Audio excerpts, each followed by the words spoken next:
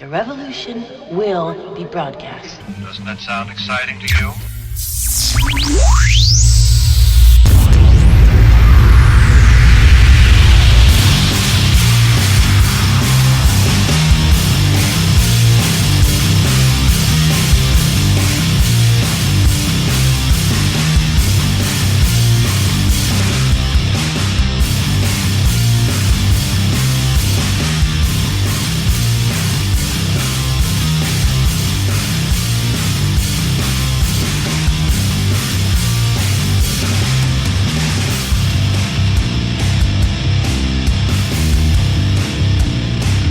Hey, welcome back. Welcome back, Shadow Nation, to the one, the only Mystifying Oracle of Radio. Your GhostMan&Demon Hunter show. Demon Hunter. Yes. What's going on, brother? Oh, I'm here. I'm having a good time. I'm reading stuff. That's always fun because, I have to cover one eye when I do it. There you go. Well, let's read this. Special thanks to all our homes, all our sponsors, Spreaker, Stitcher, Smart Radio, Planet Paranormal, and the new Geeky Antics. Check them out, guys, at geekyantics.net. Radio for the geek in you. The SWL Project. Give some love, share some love. Everybody needs some love. Check them out. SWLproject.com. Of course, Attentive Home Healthcare. Good people willing to help the ones you love, especially if you're in Indianapolis, Indiana, because that's where they're at. Check them out. Attentive. HHC.org or com. One of the two. Anyway, welcome I think back it's Org. I think you were right the first time. Org. It sounds like a Titan name. My name is Org. I am King of the Trolls. I'm Org. King of the Trolls. Anyway, I said King of the Trolls. Is that what you said? King of the Trolls? King of the Trolls. King of the Trolls. That's epic. That shows your geeky side, everything else. Yeah, anyway, guys, welcome back to studio. We do this little thing called the GhostMan&Demon Hunter show every single Sunday night. Well, we miss some here and there, but occasionally. Yeah, occasionally. Hey, the new house move is going good, Nate. How is that going? Well, it's cool because I'm used to being in the basement studio. Now I'm in an upstairs office studio, actually staring out a window. You've joined us on the second floor. I have. I've been with the above ground dwellers now. I felt like a chud before. Anyway, deep from his underground bunker. Hey, I wanted to tell you, Sean Burris plans the future of geeks and gore geeks everywhere. And gore. Hey, did you notice we mentioned at the beginning Geeky Antics, guys? GeekyAntics.net, our good friend out there, Yomar. We're working with them, guys. We're going to be there as well. Of course, the good people at Spreaker, man, special thanks to them. They've been great, especially when we had Dan Aykroyd on. Yeah, they put us out on their Twitter and everything else. Great. The Twitter, as our buddy Dan Fogler would say. Fogler. Anyway, Spreaker, thanks, guys. Can't thank you enough. And, of course, we look forward to Geeky Antics, geekyantics.net, guys, joining their home, too. Now, Sean, are we more geek or gore? I don't know. I think we're everything. I know we're from geek to gore, but are we more geek or gore? That's my question. I would say it's hard to tell. It's like 50-50. Maybe if anybody's in the chat room, you can tell us. Are we geeky or gory? Or sci-fi? I'd love to know. I don't know. I'd love to know, too. But anyway, it's funny you bring up geeky because I don't know if it's an age thing or if it's a geek thing. But, okay, I'm going to lose my man card to start with. So I'm going to tell this whole story to you and the Shadow Nation. And this weekend, we went to, the wife and I like to go, and I never thought I'd see this, the Bed Bath & Beyond. Okay, you've lost one man card. Let's see how many do you get? Is it... I think you get 9 in a lifetime, and when all 9 are gone, you're done. Yeah, well, anyway, we went to the Bed Bath & Beyond, and of course, it's my favorite holiday season coming up, or both of our favorite holiday seasons, of course. Indeed. The season of shadows. Halloween, All Hallows Eve. But we're coming up on it, so that means all the pumpkin candles, pumpkin house sprays, all that stuff's coming up. Pumpkin lattes. Everything. So the wife said, hey, we got 40% off coupon. Let's go. You got to have a coupon. You can't survive in that You place. can't go to Bed Bath & Beyond without the coupon. You need at least the 20% coupon that comes in the mail. You know they want like $23 for a 3-wick candle. I'm just talking about a candle that fits in your hand. Yeah, it's insane. It's insane. But they are great candles. Anyway, there goes another guy going. So we went in there. And it was funny. You're going to lose them all tonight alone. No, listen. So the place was kind of packed, and there was, different types, younger girls and older women, and no men except for me, and except for you, except for the ghost man. And Stacy, my wife, was over across the aisle, and she was looking at all these, scented candles and body baths and all this stuff. And I was just looking at the candles, and I was like, "Hey, babe!" And I turned around, and I said, "Look at this candle; it's on sale or whatever." And this young girl, she probably 17 or 18, all gothed out and everything. She walks in between us, and she stops because I'm turning around. She didn't want to hit me, and I go, "Oh, hi," and she looks at me and just starts laughing and walks out. And my wife's going, "What's wrong with this girl?" So I don't know if she thought I was trying to pick her up, or she's like, "Jesus, who's this guy with the Abraham Lincoln beard?" or what. But just being nice, I was like, "Oh, hey, excuse me." And maybe she thought I was like, "Hey, how you doing?" I don't know. But to that girl out there, kiss it, because I was like, man, have I gotten old? We've gotten old, man. Oh, we've gotten so old. I remember, 18-year-old girl, usually, maybe she had mental disorder. I would like to think that. Maybe it was a mental disorder. Any young girl who doesn't find you attractive, Sean, must have a mental disorder. Well, no, I wasn't hitting on her. I was simply turning around, and I said, "Oh, hi." Excuse me, but hey. I was bumped into her face almost, And, she just started going, that little, It got to you, though, didn't it? Well, you think, Jesus, what's wrong with these people? I'm just not into goth chicks. Yeah, I should have said, "Hey, listen, freak, keep walking. I don't want you to eat my soul or something." Anyway. You remember you had that really bad, goth witch chick experience when you were a kid with the flick to the back of your neck. It was terrible. Oh, yeah. If you guys just joined us from the Shadow Nation, if you don't know what the Shadow Nation is, if you're joining us for the first time because you want to hear the bad epic interview tonight, the bad epic interview with Mr. David K. Harbour from Netflix's smash hit coming up. If you're just joining us, the Shadow Nation is what we call our family. Our family listeners. So if you don't know the story, what were we talking about?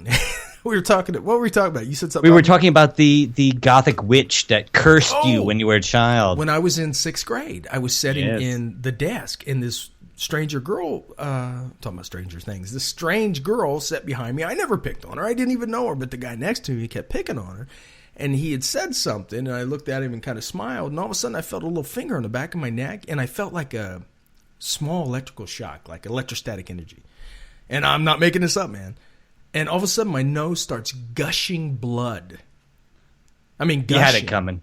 How dare you smirk. It was weird, and then I just went to the bathroom, wiped my nose off, and that was that. But wow. I was scared of her the rest of my life.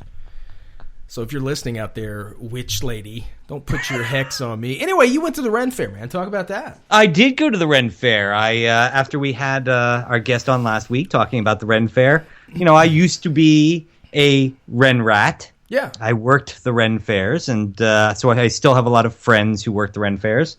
And I went down and stayed. And I wandered the fair. I took some pictures. I went to a joust. I haven't done that in a while. Yeah. But mostly Ren Fairs is sitting around drinking with your friends. Okay. That's really what Ren Fair is about, sitting around drinking with your friends. I used to spend whole days at the fair, never leave the pub. It's nice. It was just that's what you do with your friends. That's where you meet up with friends you haven't seen all year long. Right. It's just a fun place to go. But I did realize how old I'm getting. How's that? From going there, Sean, because when I used to go to Ren Fair, if you had rented one room somewhere with a single bed and a bare bulb, you usually had about 12 girls who wanted to come back to your room with you, because not so much because you were good looking, but everybody was looking for a place to sleep, and Rennies don't make money. Yeah, nobody rides for free, man. Yeah, blank that's grass right. or gas. But this time, I'm a little older. Yeah, I have some money. I had a suite.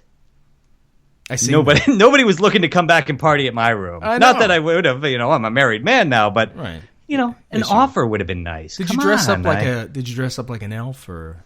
No. Yesterday I had a little bit of leather armor going, and today, or actually, it was a large leather vest, and today I had full pirate gear going. Really? Maybe if I make it to your party this year, the Brewer Bash or the Burris Bash, I will wear the pirate outfit for you. You got to wear the pirate outfit. I mean, What? I want to see it, man. Does that outfit make you a pirate? Sort of. I'm trying to stifle you. I don't want to stifle you. I'm just talking right over trying you. to stifle me. Anyway, we haven't done that in a while. Bumper wars. We need to do that. I need to load up some bumpers. Anyway, Nathan. Mr. Burris. Got the Ren Fair on. Without further ado, sir. You ready for this? Please. I think so. Tell me what's coming next, I Sean. want to. You might hear the music. I hear the music. I've heard that music lately. You have. Tonight's guest. He's an American actor. His amazing career started with the bright lights of Broadway. Since then, he has brought thrills and chills to your television and the silver screen. His recent works include Black Mass with Johnny Depp, the new Suicide Squad, only 2 days old, actually, and the Netflix smash hit, Stranger Things. That's right, Mr. David Harbour stops by studio tonight. I'm excited, Nathan. Can I just call him Hoop tonight? Yeah, just call him Chief Hoop. That's what Winona Ryder called him, wasn't it? Yeah. Anyway, Mr. David Harbour, superstar. We're stupefied. Yeah, superstar stops by studio. Guys, get excited for that. If you're not, you don't have a pulse, and da-da-da-da-da. We've covered that before. And, so we got him all booked up. And I couldn't believe it because he's busy. He's a very busy man. Are you kidding? Well, we got to talk to you about the new news. Everybody, this was a sleeper. Netflix comes out. They have some great stuff. Orange is the New Black. A lot of chick flicks. They love that. Even some of the guys do. They've had a bunch of stuff. I don't remember. On Netflix original series. But then, they had Penny Dreadful. I think that was a Netflix original. I saw that on HBO or Showtime, one of them. I never thought Dracula and the Wolfman and all that could have so much sex because Penny Dreadful was nuts. I loved it. But Stranger Things comes out and it really took the people. I've been following it on Facebook and everything. It took the people by storm. I mean, they didn't know what was coming. And when we had Justin Shankaro from the old Erie, Indiana on, he didn't even know about the project. And we told him, there's supposed to be a new thing coming out. It's based in this little town called Hawkins, Indiana. And it's supposed to be, they said, X-Files meets Twilight Zone meets some other strange thing. And they hit it on the nail. Oh, yeah. You know what? I wasn't even thinking of that interview when I talked to you today and said, this is like X-Files meets Erie, Indiana. Erie, Indiana. And it absolutely is without, so much comedy. But there is a little bit of comedy. But if you guys haven't checked it out, I definitely suggest. Don't you, Nate? Sean finally got me to download Netflix for this one because I never used to. I would never do Netflix. Yeah. You knew me. I didn't want to do it. And finally got me. I finally downloaded it and been watching Stranger Things for 2 days now. I believe there's a name for people that don't want Netflix for that whopping $9 a month. Cheap? Yeah. Tie-Day. Yeah, that's me. It's Tie-Day. Yeah. Anyway. So, what else? What else you got? Well, how about the Olympics, sir? No, what about that? Have you been watching them at all? I've been watching the bug spray. I hear they have a shortage of bug spray. You could see the cloud of bug spray raise over Rio like it was a mushroom cloud. Yeah, I seen something on Netflix, man. They had lighting of the Olympic torch, and it was a big Centronella candle. It's fun. It's fun. It's not fun. It's not fun. It's hazard. A scary concept when you think about it. Thousands and thousands of people from all over the world going to a place that has a mosquito-borne virus right now, and it's spreading. So it's in the U.S. now. Not to scare people, but we are a gore show as well, folks. And I like to get that little conspiracy theory stuff out there. And I'd like to get your gore on. What happens if a pandemic occurs? What happens if Zika leads to the zombie virus? Yeah, everybody's got the Walking Dead on their brain now. So every time there's a virus, they're like, "Oh my God, it's it." Yep. That's the end. It's the end. I mean, we had mosquito problems years ago. If you remember, I forget what. West Nile virus. West Nile. There you go. It was everywhere with the mosquitoes. Everybody was putting their kid in mosquito nets. And there's been cases here in Indiana. I'm sure there's cases there in Connecticut, right? You can't tax out the mosquitoes there. Well, you got to remember, Sean, I'm about 90 minutes south from Plum Island. Yeah. the Animal Research Center, which, if anybody doesn't know what Plum Island is, if you ever saw Silence of the Lambs, that was where they offered to send Hannibal for 2 weeks out of the year. Oh, really? So, that's was part of his deal. Plum Island and Animal Research Center. And that's where they believe the Montauk Monster came from. Yeah. And where they think Lyme disease may have been developed. Again, conspiracy theory, folks, but, hour offshore is an animal research center where they test this stuff, and all of a sudden Lyme disease in Connecticut. Yeah. That's why it's called Lyme disease. It's named for Lyme, Connecticut. So there you go. Lyme disease. That's an important safety tip. Thank you. That is. But hey, where I was going with all this with the Olympics was I have done nothing but watch. I haven't really been watching the Olympics. I've been watching specials on the Olympics taking place in Rio. Right. Okay. HBO did a special on it. There's been specials on CBS and NBC, but this was supposed to be a big moneymaker for Rio. Right. In order to get the actual rights to hold the Olympics in Rio, they had to promise to spend more than any other country would spend to hold the Olympics there. In bug spray. Yeah. But since then, anybody who's been buying their gasoline for under $2 a gallon, their main source of income, gone. Right. So there's been no money coming in and all the money going out. And it's been a real, everybody's enjoying the Olympics, I'm sure, but this has not been a good thing, Sean, and makes you wonder what's going to happen next. Well, did you see the first gold medal to come out? I did not. The liberals are going nuts. It was for air gun shooting or something. It was some kind of rifle thing. Everybody's in uproar over guns in America, and And our first gold medal. Yeah, I loved it. I thought it was amazing. They were commenting, American girls know how to handle their weapons. So the liberals were loving it. So. Oh, we're not a political show, but yeah, that is kind of funny. We say that each week, but I'm thinking we're going to start being a political show because this isn't normal politics this year. Well, speaking of which, what about all these mysterious deaths following the Clinton campaign? We brought this up last week. Yes, there have been some conspiracy theories going on. What's going on there, Sean? Please enlighten me. Well, I thought we'd have a little fun thing today because it's you can't even. You can't write this, man. Actually, they've been reporting on it, so you can write it. You can. We should have asked Dan Aykroyd these questions because he did Spies Like Us. Yeah. Oh, he did. He did. But guys, something is going on with these people they call Clintons. And we're not in favor of any part. Well, we are, but we're not going to talk about who we're in favor of. But I mean, we're going to go with the one with the most mysterious murders, and we I can't say murders. So we're going to play mysterious deaths. Our G&D best guess game, and we're going to do it with the theme of the strange deaths surrounding the Clinton family, suicide. Which one was ruled suicide, and which one was natural cause? Okay. All right. You think you're ready for this? I'm ready. All right. Well. And, of course, last week there was just a brand new one, so you want to go. Okay, John. There is no John, guys. I'm making him up. He's a ghost. Start the clock. I'm starting it. Here we go. There he was. Music. That was John. I had to bring in the music. Okay, mysterious deaths surrounding the Clinton campaign. You got a rule. Suicide or murder? What did they declare these suspicious deaths? Okay, first one up to bat, and this includes the old man Clinton, too. Billy Boy. Tricky Bill. Anyway, James McDougal was Clinton's convicted Whitewater partner. Did he dive in the So he was convicted, but the Clintons weren't. Yes, he was convicted. Okay. Clintons weren't. Suicide or natural cause? Natural cause. Heart attack. Next, Mary Mahoney, a former White House intern, was blanked July 1997 at a Starbucks. Was she murdered or natural death? She was shot. She was shot. She was actually shot inside the Starbucks coffee.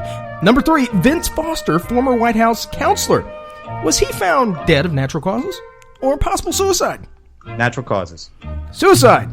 Oh, was it a suicide? Yeah, number 4, Mr. Ron Brown, Secretary of Commerce and former DNC chairman. This was a mysterious death. Mysterious death. Well, it was reported as died by impact in a plane crash. Okay. There's a couple more of these, too. Number 5, Victor Razor. Montgomery Reiser. There's 2 of them there. Did they, A, die in a private plane crash? 2, found murdered? Or 3, both suspected suicide? I don't know. You don't know? Both died in a private plane crash in July of 92. Number 6. Were they in a band? Because that happens a lot with people in bands. La Bamba. Paul Tully, Democratic National Committee political director, found what in a hotel room? By suicide? He's found dead in a hotel room, of course. By suicide or natural causes? Natural causes. Suicide. That's what it was ruled. Hey, I'm 4 down now. I've gotten, 2 right? Yeah. Ed Wiley, Clinton fundraiser, found blank. No, he was found dead. I keep messing this up. In November of 93, was it ruled A, suicide, or B, natural cause? This was the crushed windpipe, correct? No. No? Or 3, gunshot wound. I guess we'll go with gunshot wound. You got it. Jerry Parks, head of Clinton's National Security. Gubernatorial? Yeah, there you go. No, yeah, that's it. Gubernatorial Security Goober team in Little Rock. He was A, murdered, B, suicide, or C, died in a plane crash.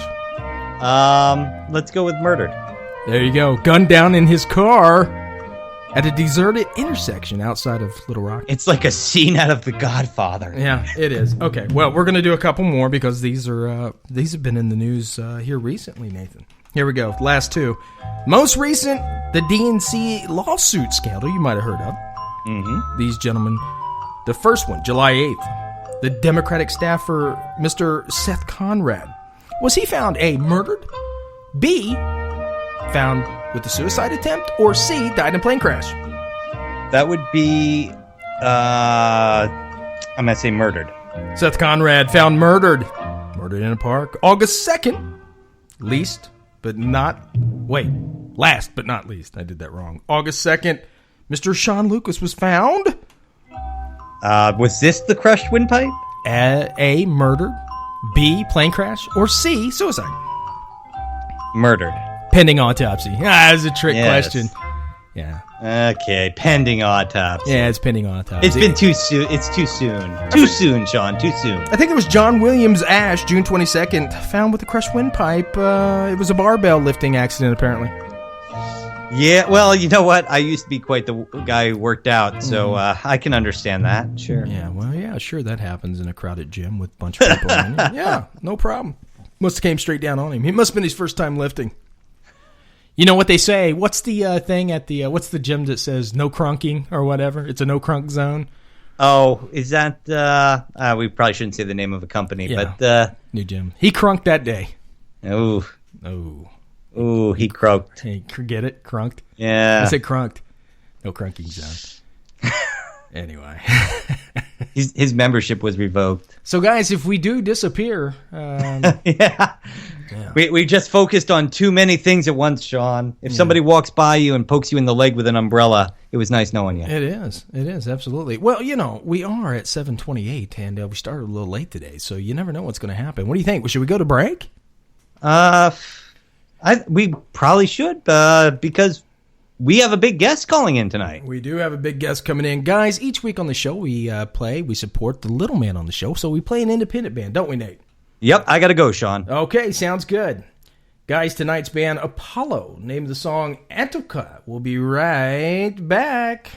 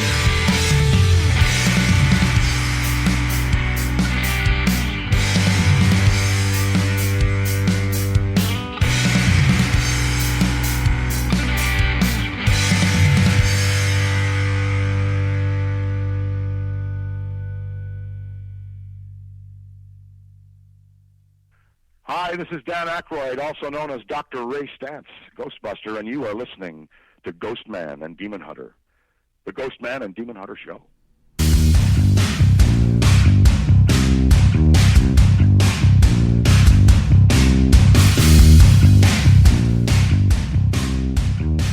Hey, welcome back, Shadow Nation, to the one and only Mystifying Oracle Radio, your Ghostman and Demon Hunter Show. Tonight's guest, he's an American actor. His amazing career started with the bright lights of Broadway. Since then, he's brought thrills and chills to your television and the silver screen. His recent works include Black Mass, Suicide Squad, and the Netflix smash hit Stranger Things. Help us welcome to the studio tonight, Mr. David Harbour. David, what's going on, brother?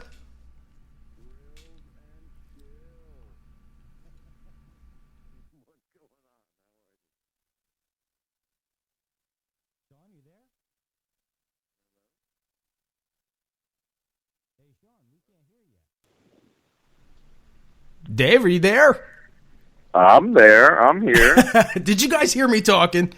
We did not. Oh, that's terrible. Let me do it again. Tonight's guest, he's an American actor. Oh, no, we heard that. No, we heard that part. I just said thrills and chills, and then you cut out. See, that's terrible. I forgot to bring you guys back in. That's my professionalism.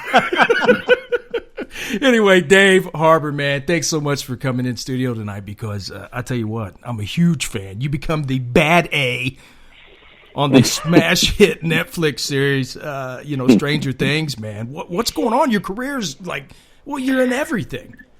Yeah, I guess so, yeah.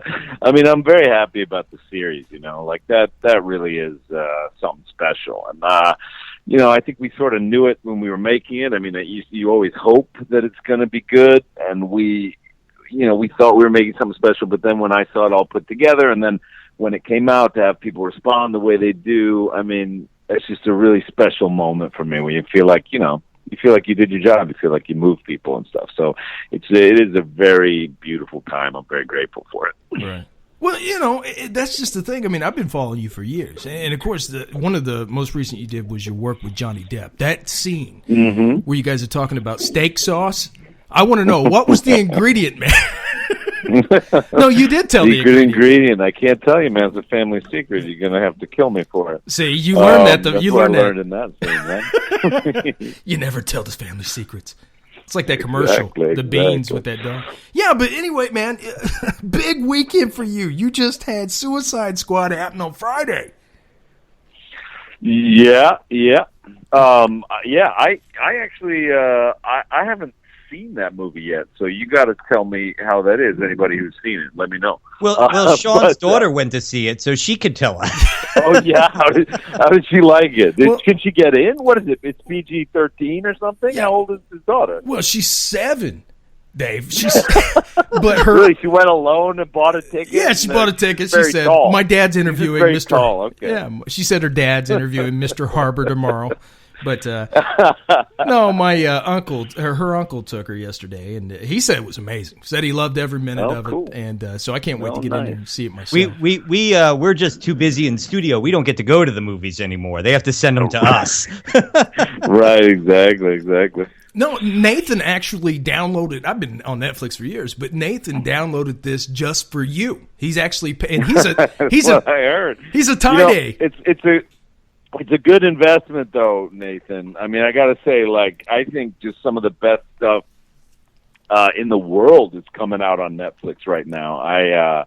The Netflix original programming is just, I think it's better than most of the stuff you can see in the movie theaters, and certainly most of the stuff you can see on other channels on TV. So it is well worth the expense, not just for me, but for the upcoming programming. I think you'll find it your entertainment dollar well spent, sir. Well, I have to say that now I will be able to get to watch all of Stranger Things. I'll be able to watch a few of the other independent shows that are on there. Plus, I'll finally get to see the last episode of Lost. So,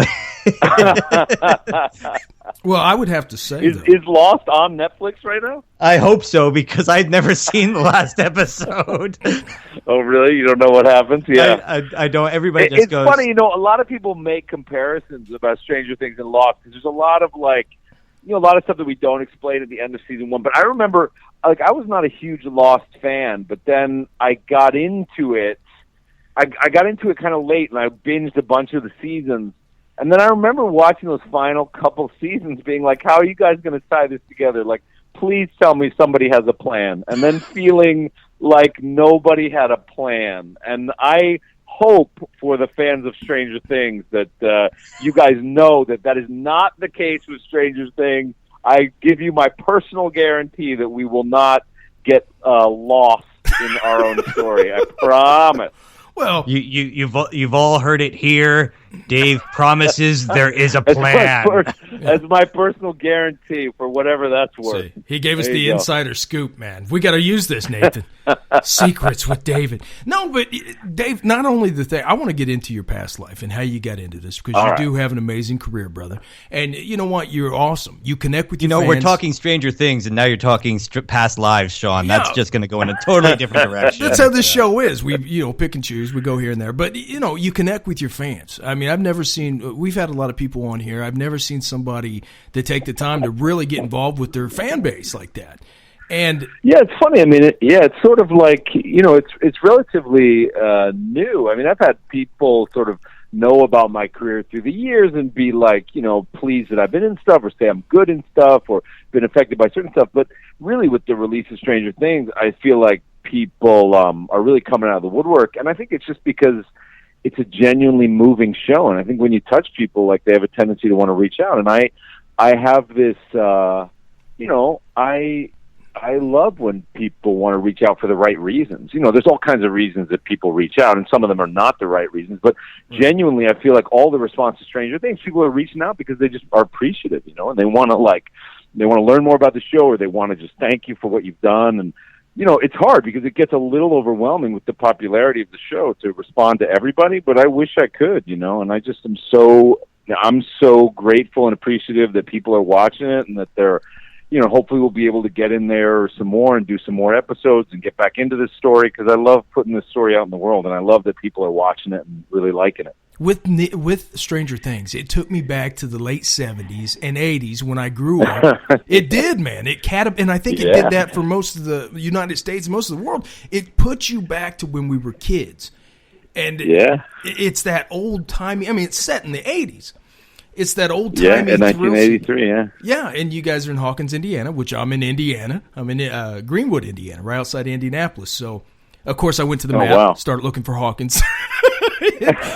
I know, it's hard to find, isn't it? It's hard to find on a map. Well, we had Justin Shankaro, actor, voice artist, Justin Shankaro on, and he was from a little TV show, you might not remember it, called Erie, Indiana. Do you remember that at all? I don't remember that, no. And it was kind of a comedy deal, but it was him and the guy from Hocus Pocus, I forget his name, but they traveled around this small town called Erie, Erie, Indiana, and they found all this stuff. Like Elvis lived down the way, and he'd be like, "Thank you, little paper boy," and Bigfoot would go through the trash, and they would go on these things. And everybody has been saying Stranger Things is like a cross between that, Twilight Zone, and the X-Files. I even read an article last week where they said Stranger Things, because they brought back the X-Files for 6 episodes or whatever. People lost their mind, and now they're saying Stranger Things has just went with X-Files. The need for. People are going insane. Yeah. I mean, the response has been really, really terrific. I mean, the interesting thing about this show is that it does, as you say, like, it's set in 1983, and it has these homages to Steven Spielberg movies of that time, like E.T. and the Goonies. And so, I think you might feel when you start to watch it, or like in terms of picking up, like, oh, maybe there's just going to be a rehashing of those movies. But I think that, like, it's such an original show because it uses those movies and it uses these tropes as its lexicon, like as its alphabet. But we created like a really special new world. So it's almost like if you were to remake E.T., it wouldn't be as powerful. But because we use these techniques, these like homages and stuff, but we're telling an entirely new, interesting, original story. Yeah. I think it just works beautifully. And I've never been more proud of anything I've been involved in. This is I think my stamp on American culture thus far. Like, I think this thing, I'm very, very proud of this show. Every minute of it. Yeah, you should. Now, are you ever there on set and something happens and you just look at the director and say, Hoop wouldn't do that? Oh, Hop, yeah. Hop, sorry, Hop. Yeah, no, like, I would get in arguments with them about various things, and the thing is, they're really smart guys. These Duffer Brothers, they're like little. I mean, I call them little. They're 30 years old. They're but they have this Netflix. I mean, they're just little geniuses. So we would get in arguments about different stuff, but basically we were on the same page because, like, I don't know.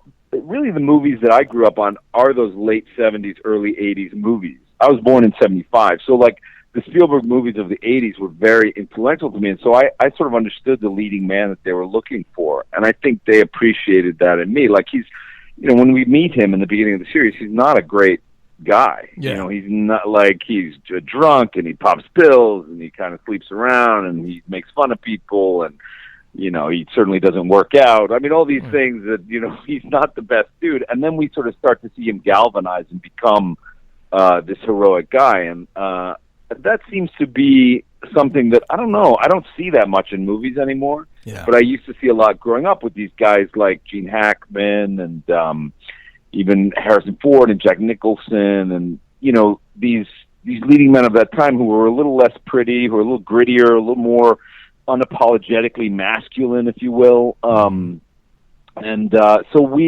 I think they hired me sort of for that understanding a little bit. And so we didn't get in that many fights.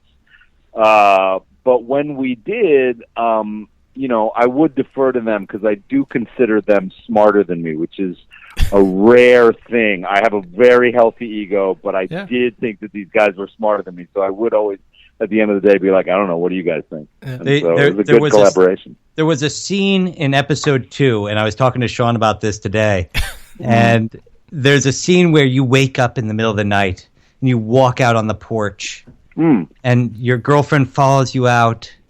Is that your girlfriend? She's not my girlfriend. She's my girlfriend for a night. She's your girlfriend for a night. Well, yeah, maybe a couple, but Hop doesn't have much intimacy. But anyway, go ahead. Yeah. She walks out, and you're out there in pants and boots and a flannel shirt, and she comes running out in a T-shirt. She goes, "What are you doing out here? It's freezing." And you tell her to go back inside, and all I could think is, right there, I could only see Hop looking and going, "Well, put on some pants and shoes. It's freezing. He's jealous. Put on a coat." Yeah, he's. That was the transformation point, I think, for me to say, "Oh, he's softening." Yeah. Oh, interesting. All right. Yeah. I mean, it's. I also think that he's just. He himself in that moment is very tortured. I mean, he has this thing where he says, "You ever feel cursed?" Like that this guy killed himself in this small town, and this kid goes missing all in the same, 3-day period, and nothing like that's ever happened in 100 years of this small town, and he sort of takes it on himself that it's some kind of curse that he's bearing and stuff. So I think he might be being nice to her, but he might also just be in his own head and be like, go back to bed. I want to smoke this cigarette. Right. Yeah. I'll be in when I be in. Like you said, you're one of exactly. You're one of the tough nuts now. You're one of the bad guys. You're going to be right up there with Eastwood, man. Yeah, exactly. Well, that is kind of the model, You're the anti-hero. Those guys that are a little bit like tough love, I mean, there's lots of scenes too where because I do think that he is a good guy and he's in it for the right reasons, but he's certainly a guy whose parents told him when he was very young that as a man, you never cry and you never feel things and so so I think that he's he's a tough guy and he wants other people around him to toughen up as well, and I have a lot of interest in people like that, people that are hard on themselves and that are hard on others and sometimes can be difficult to be around. I think those people can sometimes be the most interesting people in my life. Yeah. I was doing my homework for the night, Big Dave, and I was checking out some of the fan sites about Stranger Things, and they're already asking, okay, when is David's episode of The Walking Dead?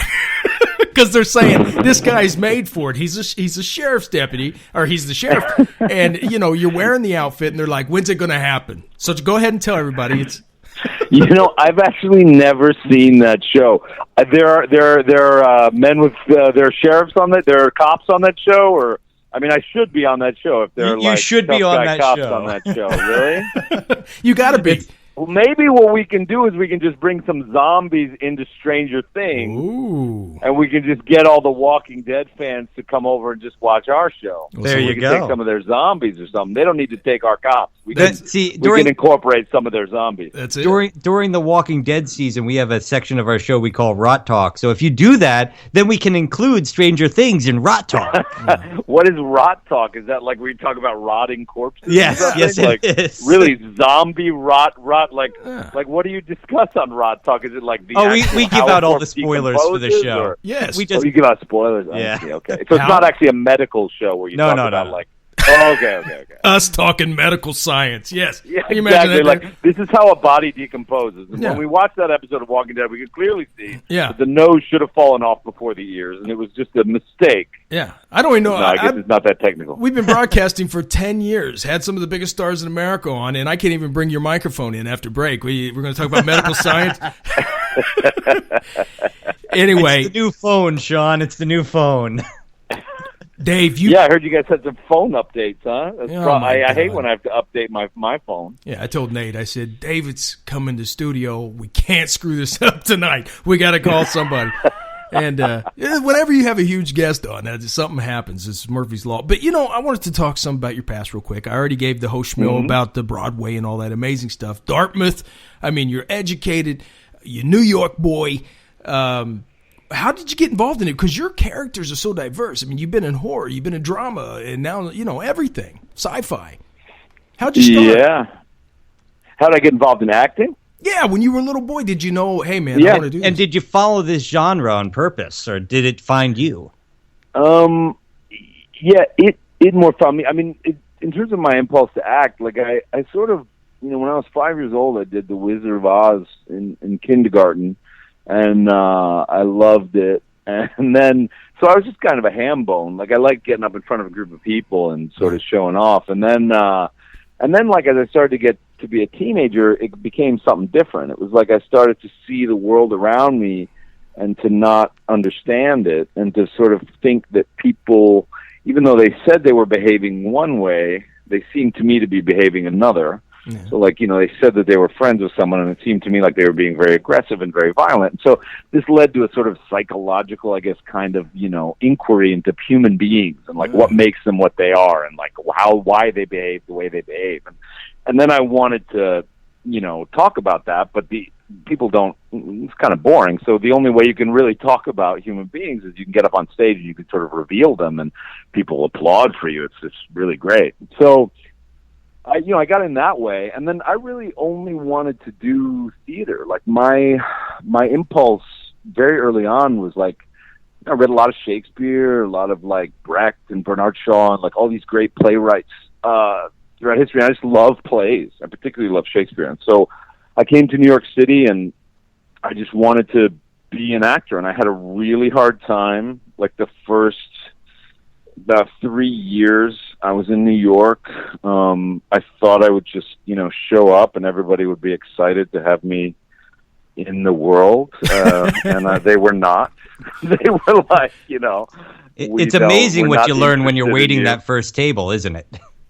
Isn't it? It's like you show up and you think, I'm going to be a star. New York's just waiting for me. Yeah. And you realize, like, nobody cares. And you hit that point when... And I love that because, people who are you guys are in the entertainment business. And, it's just this business where it's like you sort of have these high dreams as a kid and then you get crushed. And that being crushed is so important to actually developing a style and to actually developing an artistry and to actually doing what you do. Yeah. I think the people that sort of make it big really quick don't have to develop their talents or develop who they are as human beings. They just, so that being crushed for the first 3 years in New York was really vital. Yeah. Because then I galvanized and I was like, look, you guys, nobody seems to want me here, but I'm going to be here. So you may as well get used to it. And so I started doing plays, and I do, I did a ton of plays, and I still do plays, and I love doing theater. And then I started to the film and TV world started to kind of approach me, and I did some little roles in some movies, and then Sam Mendes saw me in a play. I did this play, Who's Afraid of Virginia Woolf, on Broadway. Oh, yeah. Kathleen Turner, and Mireille Enos, who's actually the star of that show, The Killing. And we did this play. It was very new. Sam Mendes saw it, and then he offered me the part in Revolutionary Road, which was like my first sort of like big film. It was with Leonardo DiCaprio and Kate Winslet. It's good. And it's, you know, it's kind of an arty film about suburban America. And that was sort of like the first like big film project I did. And then from there I started doing, you know, as you say, like a variety of different stuff. But I got to say, like, it doesn't surprise me that I've sort of ended up in sci-fi type stuff, because it is my favorite stuff to watch, you know? Like, when I was a kid growing up, I loved Star Wars, I loved Raiders of the Lost Ark, I loved adventure movies, and I loved sci-fi. I love those Lord of the Rings movies that came out. And as you bring up X-Files, like, I was a rabid fan of the X-Files. I love the X-Files, the original series. And those, I mean, the best episodes of those really were like art. I mean, they were like, to me, like as good as like a Rembrandt or something. I mean, that's some good television. Oh, yeah. So it doesn't surprise me that, like, you know, what you sort of choose to love sometimes loves you back, and that's sort of what seems to have happened now that I'm an adult. Yeah. And so that's very cool. Because you can definitely see it, David. And your character, you can see that you love the sci-fi. I mean, you can see it from you walking through it. Yeah, and you? Yeah, man. You're walking through in your suit, you're in the crazy realm, and you're looking, you know, from the other side. So you can see it. You're into it, man. That's true. That's what tripped me out. I'm glad that comes across. That's what tripped me out about David Duchovny. We were going to have him on the show. You know how painstakingly we work with the publicist going, hey, this is who we are. Yes, we're one of 10 billion other shows, but ours is unique. And we're talking to his publicist, and she says, well, he really doesn't do paranormal sci-fi type shows. I said, are you kidding me? Yeah. You're kidding me. But, I guess he's not into it. And but that's what made him famous, really, was the X-Files. So I know it's funny. Like, it's very interesting. Like, a guy like him, I think he's a terrific actor. Sure. And, you know, he's able to do that show so well. But that's what I've heard as well. Yeah. Is that he just really wasn't into that much. But a bit of that, you know, a bit of that sort of distanced, that mysteriousness that he has probably, like, is informed by those feelings of, you know, having complicated feelings about the genre itself. Like, there's a bit of you can't quite pin Mulder down, and I think that David has that mystery to him. Definitely. That, you know, that may be a part of that. But that doesn't surprise me that he wouldn't be interested in doing shows about it, because I've heard that he's notoriously, like, not into the genre, yeah. Knowing that about him, on the too. other hand, am. Knowing that about him too, when they remade the series for the 6 episodes, he actually had a scene where he was sitting there with all his old files, going, "These were all fake. How could I have been so fooled?" You know, it's it's like a meta moment. Yeah.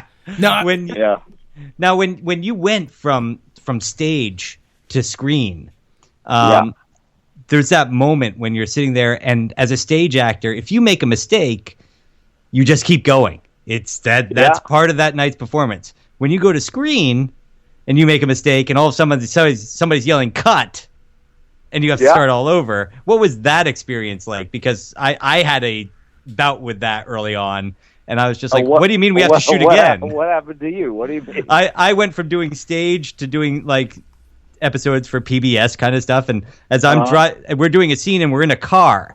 And if you're filming while driving in a car, if you make a mistake and they've got to shoot over it, they've got to pull the whole car around the entire block and start from the beginning again so that everything lines up.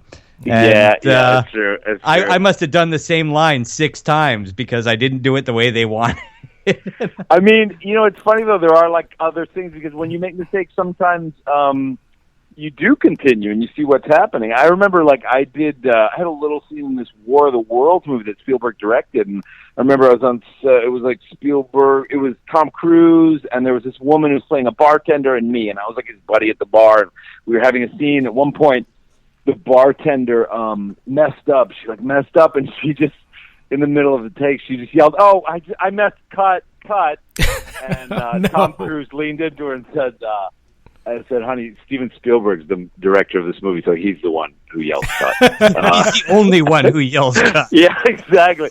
And so, some of the, Jeff Bridges also said this cool thing where he said when mistakes happen in film, they're like little gifts, Buddhist gifts or something. So sometimes what can happen is like you'll be doing a scene and you'll mess something up or you'll start to feel self-conscious or embarrassed. And if you just let that happen, sometimes the scene can take on like a new life. It can be actually like really alive and really more interesting than what you plan to do. Yeah. And so a lot of acting, like theater, is rehearsed. Like you rehearse, and then you try to sort of recreate. But film acting, you capture.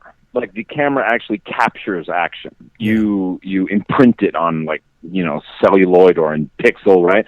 So you're actually trying to capture like real life. So almost the more mistakes you make, or the more you are just spontaneous, sometimes the better it is. And the camera can just capture moments that just really happen, and in the editing room they can put together all kinds of interesting stuff.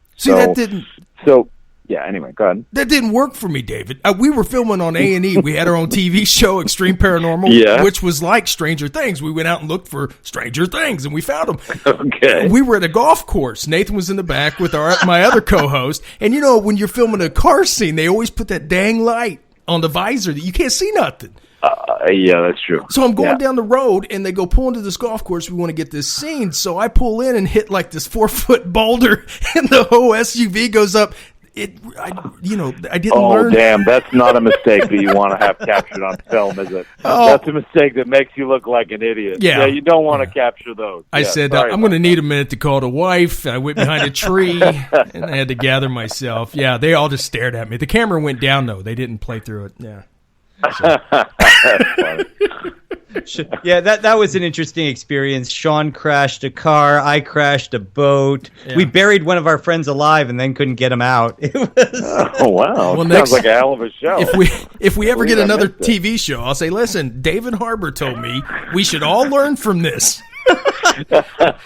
Don't yell cut.